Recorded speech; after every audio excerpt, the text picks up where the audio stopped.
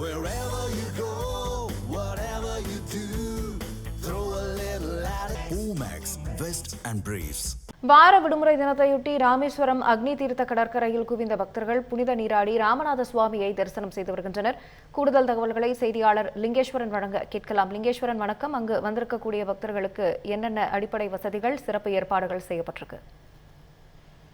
ராகப்பிரியா, தமிழகத்தின் புகழ்பெற்ற ஆன்மீக தலங்களில் ஒன்றான ராமேஸ்வரத்திற்கு நாள்தோறும் நாட்டின் பல்வேறு மாவட்டங்கள் மற்றும் பிற மாநிலங்களில் இருந்து ஆயிரக்கணக்கான பக்தர்கள் வருவது வழக்கமாக இருக்கிறது. இந்த நிலையில் இன்று ஞாயிற்றுக்கிழமை வார விடுமுறை தினத்தையொட்டி ராமேஸ்வரத்தில் வழக்கத்தை விட பக்தர்களின் கூட்டம் அலைமோதுகிறது.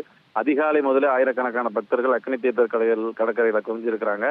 கடற்கரையில் திரண்ட பக்தர்கள் கடலில் புனித நீராடிய பின் தங்களோடு வாழ்ந்து மறைந்த தங்களது முன்னோர்களின் ஆத்மா சாந்தி அடைய வேண்டி கடற்கரை மணலில் எள்ளு மற்றும் பிண்டம் வைத்து பாரம்பரியம் பெறப்படி திதி கொடுத்து வர்றாங்க. இதனைத் தொடர்ந்து அருள்மிகு ராமநாத சுவாமி திருக்கோயிலில் சென்ற பக்தர்கள் அங்கு புகழ்பெற்ற 22 புண்ணிய தீர்த்தங்களிலும் நீண்ட வரிசையில் இருந்து புனித நீராடி வர்றாங்க.